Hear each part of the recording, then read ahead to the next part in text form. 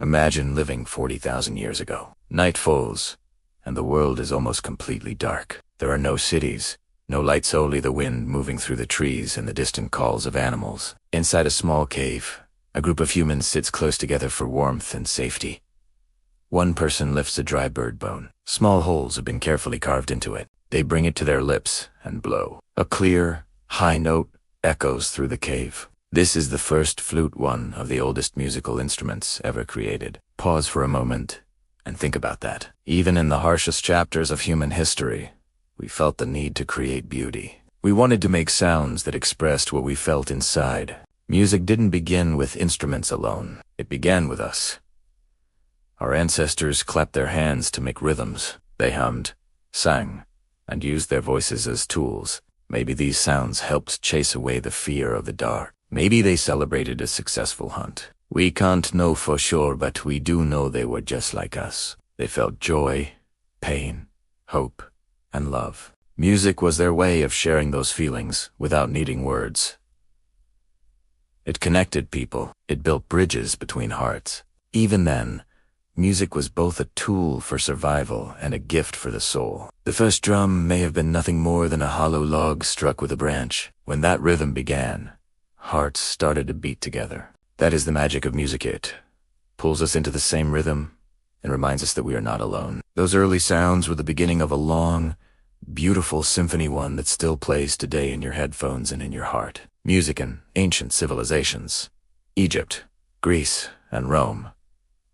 As thousands of years passed, humans began building great cities. Powerful civilizations rose. Egypt, Mesopotamia, Greece, and music grew even more important. In ancient Egypt, music was believed to be a gift from the gods. Harps and lutes filled temples during religious ceremonies. People believed music could guide souls into the afterlife. Imagine towering stone temples and the gentle sound of strings echoing off their walls. Music was woven into everyday life. In ancient Greece, music was more than entertainment. It was science, philosophy, and education. Thinkers like Plato and Pythagoras studied music deeply. They believed it shaped a person's character and that listening to the right kind of music could make someone wiser and kinder. They even believed the planets and stars created music as they moved through the heavens, a cosmic harmony filling the universe. The word music itself comes from the Greek muses, goddesses of creativity and inspiration. To the Greeks, a truly educated person was someone who understood music.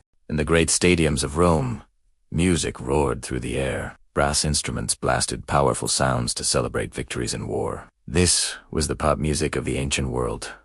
Loud and impossible to ignore. Music was a symbol of power, a way to unite thousands of voices into one shared moment. Yet music was also deeply personal. In Mesopotamia, a mother likely sang a gentle lullaby to calm her baby, just as mothers do today. Out in the fields, workers sang rhythmic songs to make long hours pass more quickly. Music was becoming organized. People began to notice that certain sounds fit together naturally. They were discovering the early rules of harmony. These ancient melodies became the foundation of everything we hear today. They remind us that music is a universal language shared across empires, cultures, and time. The Middle Ages and the Renaissance.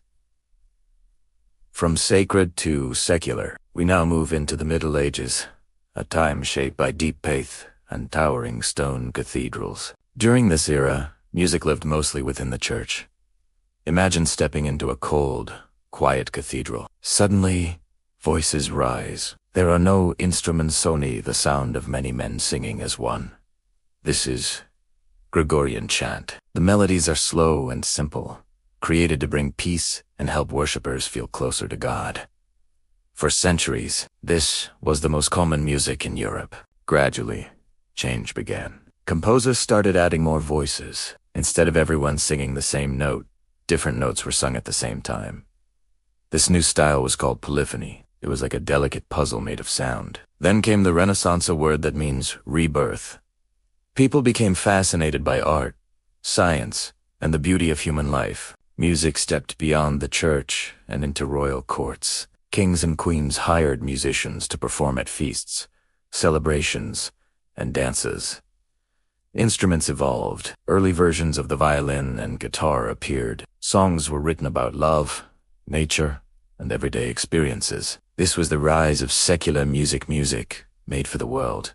Not only for worship, it was lively, energetic, and full of color. Musicians traveled from city to city, sharing ideas and learning new styles. Music was becoming a global conversation. The Renaissance showed us that music could be thoughtful and complex, but also joyful and entertaining. It was no longer just about prayer, it was about dancing, heartbreak, and human stories told through melody. The great masters. Baroque and classical eras. Now we entered the age of the great masters. First comes the Baroque period. This music was rich, dramatic, and highly decorated. Picture a grand room filled with gold, mirrors, and enormous paintings. The music matched that richness, overflowing with detail and emotion. This was the time of Johann Sebastian Bach and George Friedrich Handel. Bach was a musical genius who viewed music almost like mathematics, precise, structured, and perfectly balanced. His compositions were incredibly complex, yet deeply moving. He wrote thousands of pieces that are still studied today. During the Baroque era, the orchestra was born, a large group of musicians playing many instruments together, creating a powerful wall of sound. After Baroque came the classical era. The style shifted toward clarity, balance, and elegance. Imagine a smooth white marble statue, simple, yet beautiful. This was the world of Wolfgang Amadeus, Mozart, and Joseph Haydn. Mozart was a true child prodigy. He began composing at just 5 years old. His music feels effortless and natural, as if it has always existed. Then came Ludwig van Beethoven, a composer who stood between two worlds. His music was louder, bolder, and more emotional than anything before it. And astonishingly, as he created some of his greatest works, Beethoven was slowly losing his hearing. It is a deeply moving story. Even after he could no longer hear, Beethoven continued to create masterpieces. He wrote music not with his ears, but with his heart. This changed music forever. Music became a reflection of one person's struggle, pain, and triumph. The classical era also gave birth to two major forms: the symphony and the opera. A symphony was a large, carefully structured musical journey. Opera was like a movie where every word was sung, full of drama, grand costumes, and intense emotion. Music had become a professional art, performed in large concert halls for hundreds of listeners. It was a celebration of human creativity and skill. As the world began to change, music changed with it. Machines filled cities, and life grew louder and more crowded. In response, composers turned inward to their emotions and to the natural world. This was the Romantic Age. During this time, feelings mattered more than rules. Composers wanted music to move you, to make you cry, or to make you feel as if you were walking alone through a shadowy forest. Picture a quiet room where Frédéric Chopin sits at the piano. His music is delicate and poetic, less like a performance and more like a secret whispered directly to the listener. Then there was Pyotr Ilyich Tchaikovsky of Russia, the composer behind The Nutcracker and Swan Lake.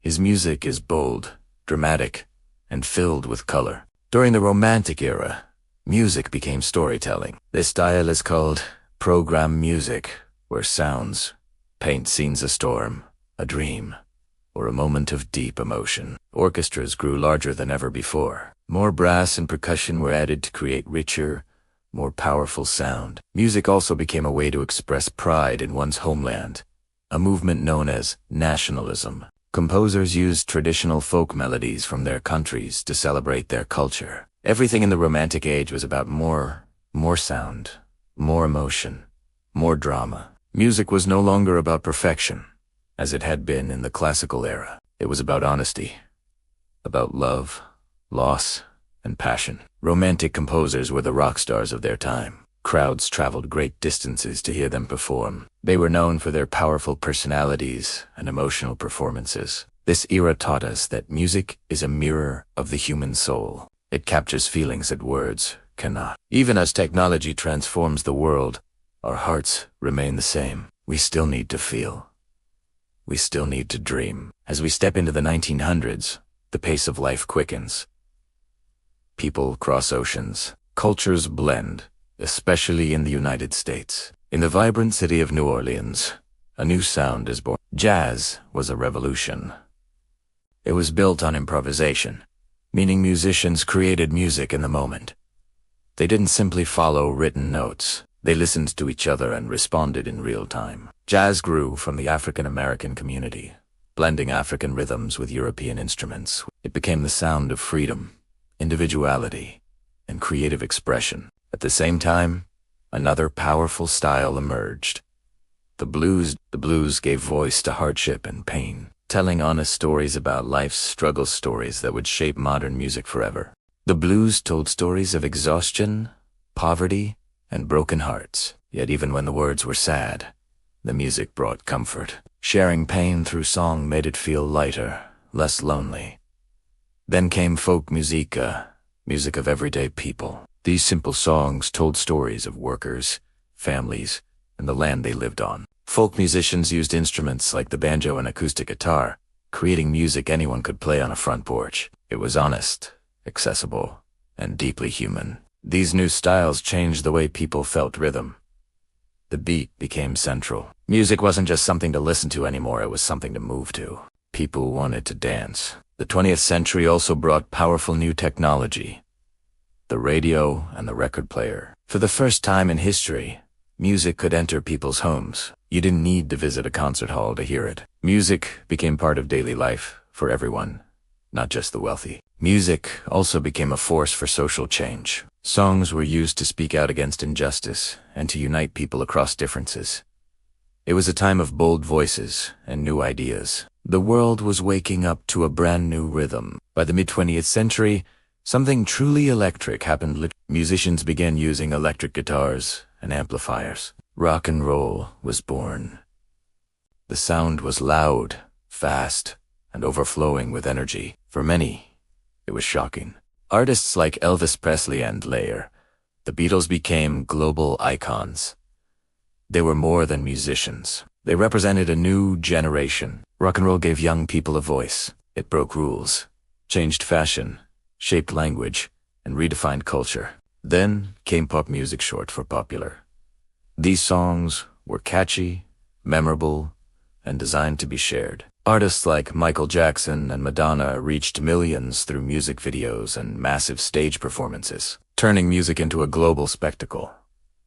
In the 1970s and 80 segundos, technology shifted again. Synthesizers and computers allowed musicians to create sounds that had never existed before. Electronic music was born. Entire songs could now be made in small rooms. Using machines, music became more democratic. Anyone could create.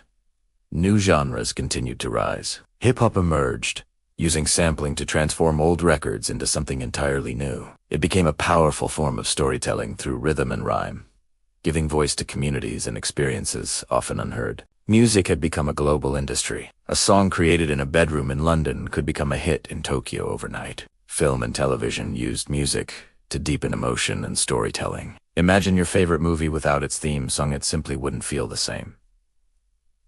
The electric age proved that music has no limits. It evolves as technology evolves. Yet, beneath all the guitars, beats, and digital sounds, the purpose remains unchanged: to connect, to express, and to make us feel something. Now we arrive in the present day. Think about how you listen to music. A smartphone in your pocket gives you access to centuries of sound. With a single tap, you can hear a song written 300 years ago or discover a brand new track from a country you've never visited. This is the streaming age. Today, music has no borders. A K-pop artist from Korea can top charts in Brazil. Genres blend like never before. A song might combine classical strings, hip-hop beats, and folk melodies all at once. We are living in a true global symphony.